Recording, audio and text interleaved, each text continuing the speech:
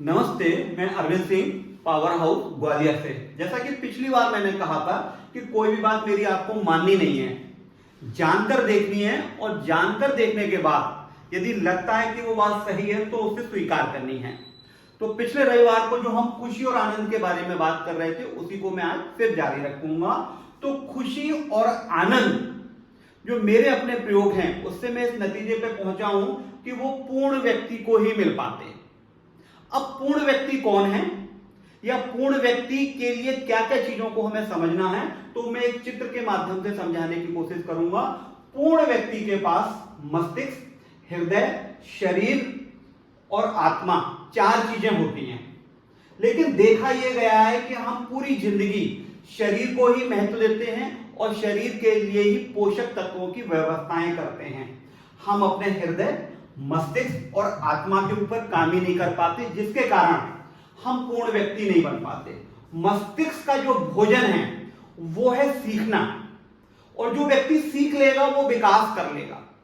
इसी तरह से ये जो हृदय है ना, इसका जो भोजन है वो है प्रेम करना, और जो व्यक्ति प्रेम कर लेगा वो संबंध बना लेगा। और इसी तरह से ये जो शरीर है, इसका काम है जीना, और जो जी लेगा वो अपना बचाव कर लेगा। अब लास्ट में आती है आत्मा। आत्मा का जो मुख्य पोषक है वो है विरासत छोड़ना।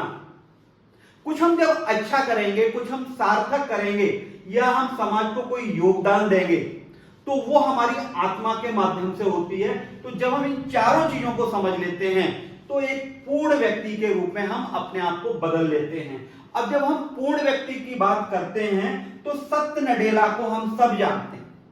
कौन नहीं जानता? माइक्रोसॉफ्ट के सीईओ को। अब वो जो माइक्रोसॉफ्ट का जो सीईओ है, वो क्या कह रहा है कि दूसरों की निगाह से दुनिया देखें या ऊर्जा का स्रोत बने।